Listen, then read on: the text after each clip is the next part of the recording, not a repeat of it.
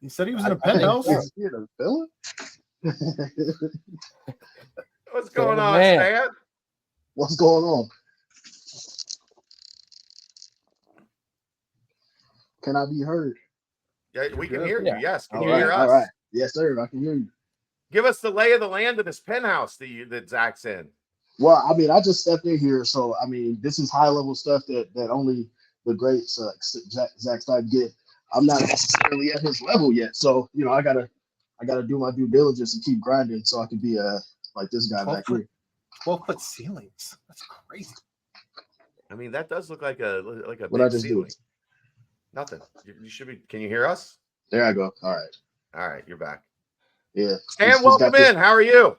I'm doing great. I'm happy to be here. I'm down in Dallas and enjoying myself down here. It's nice warm weather. I like this. So people have probably seen you rolling around at basketball and football games. Explain to everyone kind of what it is that you do, what your role is in the athletic department. You've been here, what is this going on 2 years now?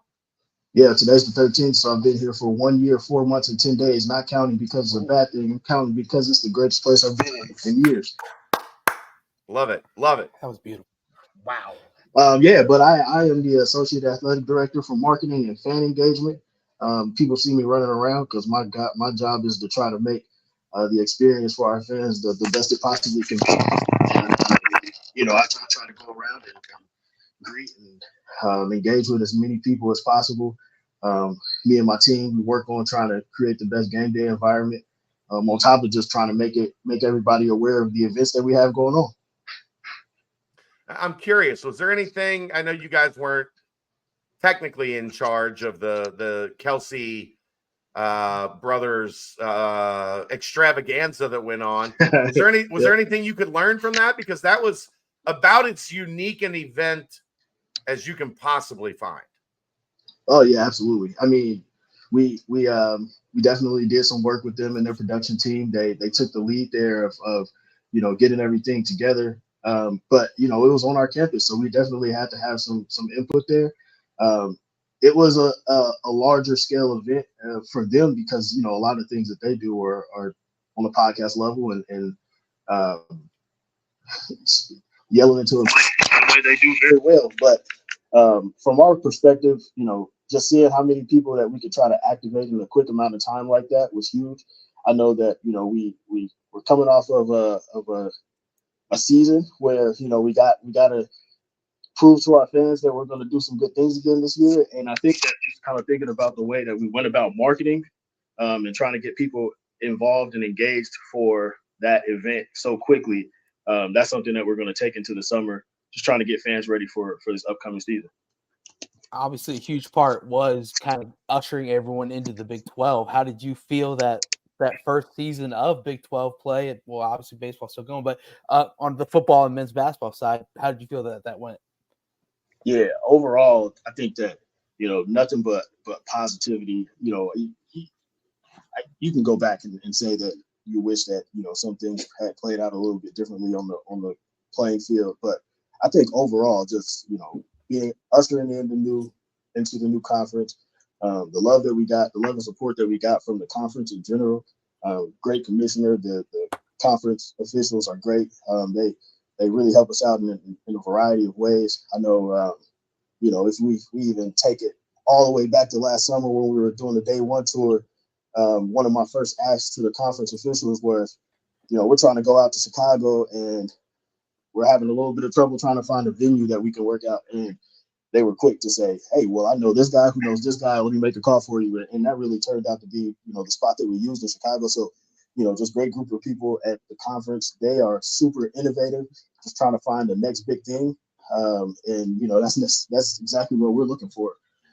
Making that big splash into the Power 4, Power 5. And we want to be aligned with a group of people that are trying to find ways to be that next level of innovation. Hey, Stan, this is Keegan Nickerson with Bearcat Journal. Good to see you. Good to see you. What's your favorite part about, you know, Cincinnati and the city itself and kind of how the entire city rallies around the university. Yeah, I mean, not to be cliche, but you just said it right there. I personally, just prior to coming here, I was in Albuquerque. I was at the University of New Mexico, and just kind of looking at different cities and how colleges are set up in those cities. And then just to go back to just the fact that we're in the Big 12 now, and the way that most of the others Big 12 schools are set up in their cities. We're a city that has a whole lot to do. I work in marketing, or it's a sports industry, sports marketing. But at the end of the day, we're challenging people and to spend their entertainment dollars with us. And with a whole lot of entertainment going on in this city of Cincinnati, Reds, Bengals, you got FC Cincinnati, you got arts. There's a whole lot to do in Cincinnati. But like you said, they rally around Cincinnati, and it's great to actually wear Cincinnati across the chest, so we know who the fans really root for in the city. We know. I don't even have to say, but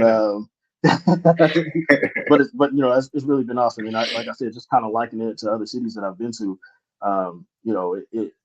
In Albuquerque, there's no other professional sports team, so the University of New Mexico was the entertainment for the people in the city. But we're challenged with going against that a little bit, just with all the other things, and we still have a fan base that really supports us, supports the Bearcats, and I love it. And really just working to try to keep that momentum going, and get even more fans across the board. How do you handle something like this weekend coming up for baseball, Yeah, where it's been a steady growth? Like I know, there's a good number of fans that come out in the beginning of the season. It's tough in baseball because that starts in February and it's an outdoor yeah, sport, so it's yep. a little dicey on that. But like as this season has grown, the conversation around the team has grown, the interest in the team has grown, and now you've got a season-ending weekend that maybe looks a million times different than what you thought it was going to be in February. How do you handle that? How do you adjust and evolve? Yeah, I think one thing that I always task my team with is we start the year off and we create marketing plans, and we do all of that type of stuff to plan for what we expect. Right? We plan for what we expect. We expect for the season we expect for one weekend to be better than the other weekend. We expect for we're planning this theme out so we can get this many fans out. But we plan all of those things out in advance so that we can be ready to flex when it's time for the unknowns to happen. And this is a great unknown, right? This is one of those ones where we like this. It's much better than sitting at the end of the year, the other way around. So really just continuing. We've had some things planned out for this weekend, but continuing to press a little bit more and push a little bit more of our marketing dollars toward, making sure that we're advertising properly for this weekend. We do a lot with kind of direct to consumer things like text messages and email marketing. And we don't really try to use our text messaging too much. You don't want people to, cancel out the opt-ins, you get out of there, unsubscribe, those type of things. But This is one of those ones now where, hey, we've got a great opportunity to go into the conference tournament, and our higher rankings and those types of things. So we need every single one of our fans to come out. So we will, we'll activate those things a little bit more and let you know, like, this is really, really important to us this weekend. Not like it's any less important or any more important than it is usual, but the stakes are a little bit higher. So we need you out here. I'm curious, what did it say to you about this city, about this fan base? Football season wasn't what people wanted. It wasn't what people expected. But on Saturdays, come hell or high water, the place was full. And Absolutely. The energy was there. And obviously people were a little frustrated because it didn't go exactly how everybody wanted. But as an outsider coming into this, and given how sports are anymore, where it seems like the second a team starts to not have the season expected, the place goes empty. That didn't happen at Nippert Stadium. Yeah, and I mean, honestly, that's what I love about our fan base. We have people that are they've got a lot to talk about. They're expressive, but you would rather that than them not being expressive, right? I'd Right. rather you tell me for every reason why you hate what we're doing rather than not showing up. And again, over the course of my career, I've been in places where you see that, and they just stop.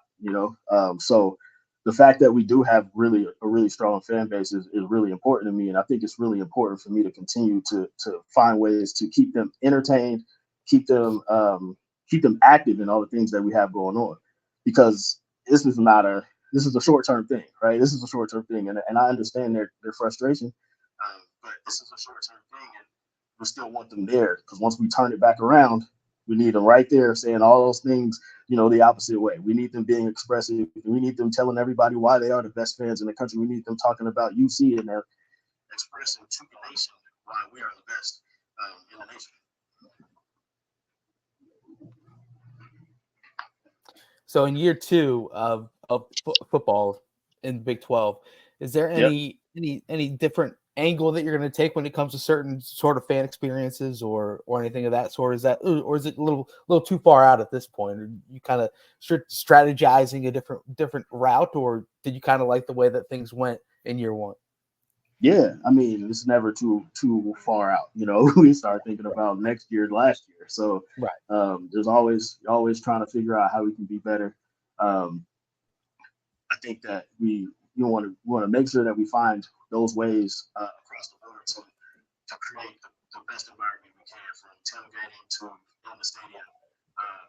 And so maybe that links to expanding the tailgating area. Like how do we connect better with the people in our community, the storylines, and figure out how we can improve that fan experience for everybody, so that we can be to get into the stadium and try to get the crowd up.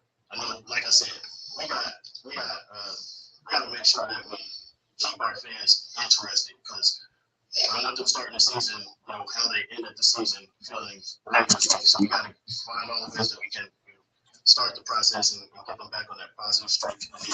And we'll start the season strong and carry it through December. I think that number one of that for me is changing the narrative a little bit, and that's what Bowling Brew is this summer. We're hitting right now on the schedule 5 different locations starting this Thursday. We'll have coaching, we'll have some of the assistant coaches, we'll have some of the guys out there, some of the big name guys that we usually talk about, the Tires, Corleones. We'll have the guys that everybody knows, and really talk about the improvements, the changes, some of those things that the team is going through right now to make sure that we have a successful season, and make it so that the fans, get everything they want when they come out to the stadium. I'm getting he's here. All right. The boss man. Backside. Yeah, get to the next event. Oh, the next event. Boys to Men is now playing. Oh, Yeah, go to the next event. Boys to Men. All gotta right, go, so yeah, Zach. gotta head out. Go over to the next event here in Dallas. All Have right. a great time. Thanks for having me on here, guys. Thanks, Dan. We Absolutely. appreciate it, brother. We'll see you Dan. soon. Absolutely. Say it. Tell Zach we said bye. All righty. Zach ruins everything as usual.